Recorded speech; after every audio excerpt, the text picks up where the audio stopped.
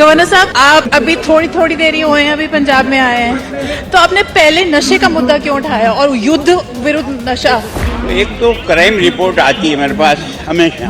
Crime report को पढ़ता हूँ तो अपराधों का जो ग्राफ बढ़ा है उसके पीछे नशा भी एक बहुत बड़ा कारण है। एक साइड तो पुलिस अपना काम करेगी, दूसरा बच्चे को भी पता होना चाहिए कि ये मैं जाऊंगा तो इस रास्ते में आके मेरे लिए मौत है, मेरे लिए दर्द है, मेरे परिवार के लिए बर्बादी है। उस पर भी आपने कुछ सोचा है?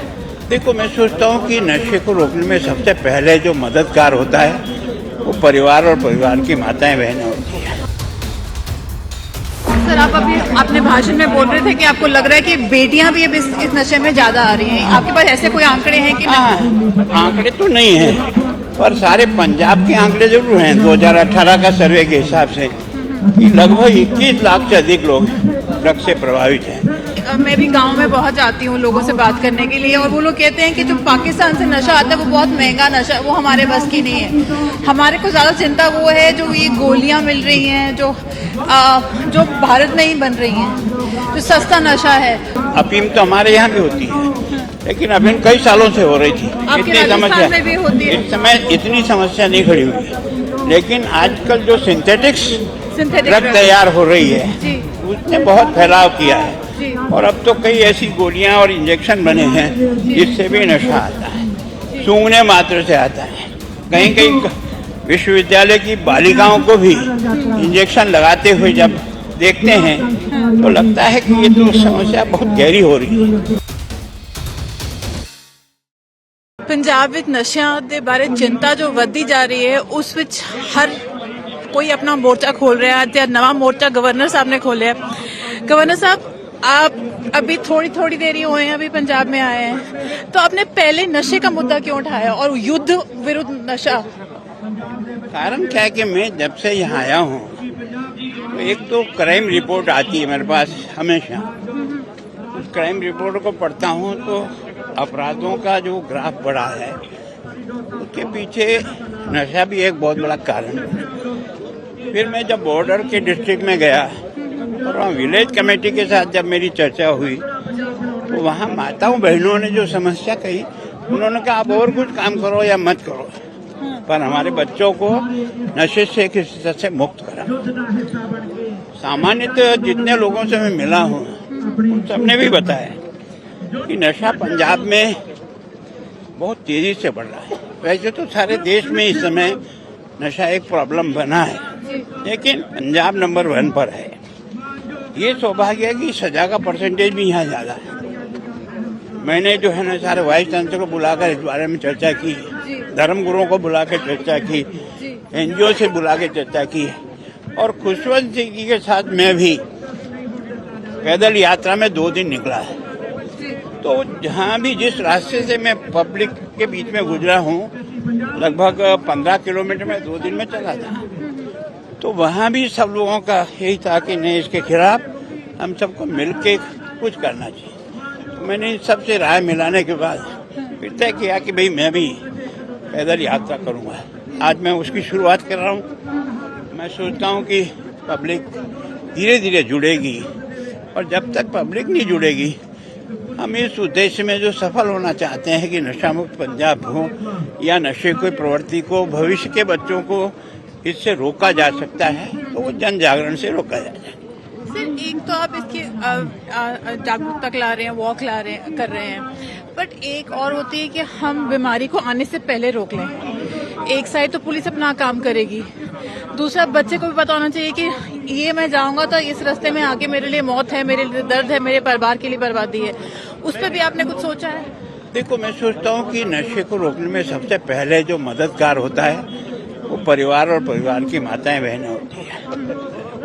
अब उनको भी इस तरफ से लगाया जाए।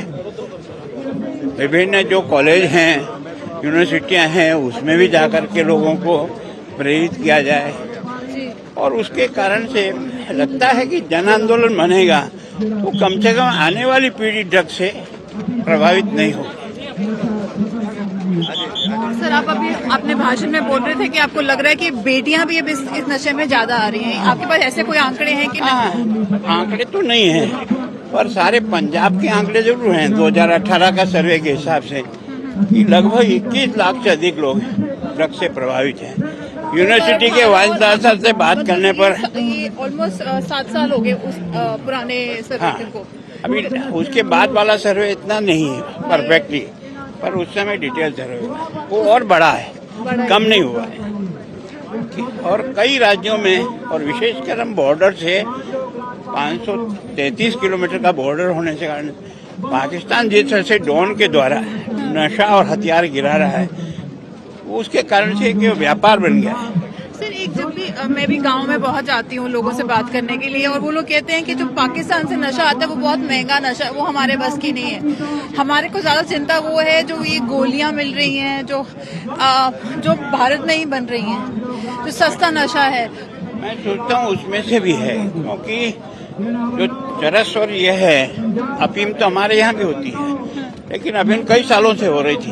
इतनी समस्या में भी होती है। इस समय इतनी समस्या नहीं खड़ी हुई, लेकिन आजकल जो सिंथेटिक ड्रग तैयार हो रही है उसने बहुत फैलाव किया है, और अब तो कई ऐसी गोलियां और इंजेक्शन बने हैं जिससे भी नशा आता है, सूंघने मात्र से आता है। कहीं कहीं विश्वविद्यालय की बालिकाओं को भी इंजेक्शन लगाते हुए जब देखते हैं तो लगता है कि ये तो समस्या बहुत गहरी हो रही है। और यूनिवर्सिटी के वाइस चांसलर भी इस बारे में दुखी हैं कि हमारी बच्चों को भी ड्रग का एडिक्ट होती जा रही है। सर हम चंडीगढ़ की भी बात करें, मेरा बेटा भी चंडीगढ़ के स्कूल में पढ़ता है, तो हमको भी बहुत चिंता रहती है क्योंकि अब खुलेआम मिल रहा है, तो उसके बारे में आप कुछ वो तो उसके लिए तो प्रशासन को अलर्ट किया है।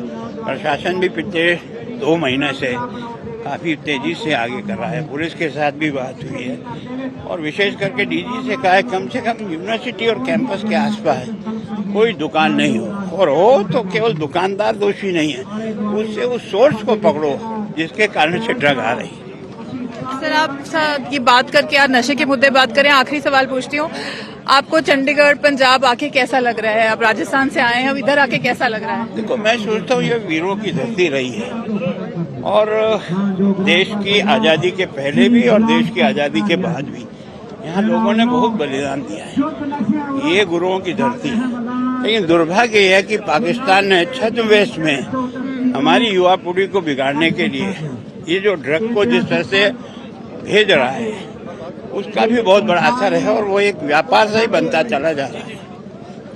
तभी आपने इसको युद्ध का नाम दिया है। सो हम चाहते हैं कि हमारे दर्शक भी देख रहे हैं और हम भी आस करते हैं कि आपकी युद्ध में आपको आप फतेह करके आए और हमारे बच्चों का भविष्य अच्छा हो। सो आपके लिए इस यात्रा के लिए, युद्ध के लिए बहुत बहुत शुभकामनाएं। धन्यवाद, आपको भी बहुत बहुत धन्यवाद। Thank you.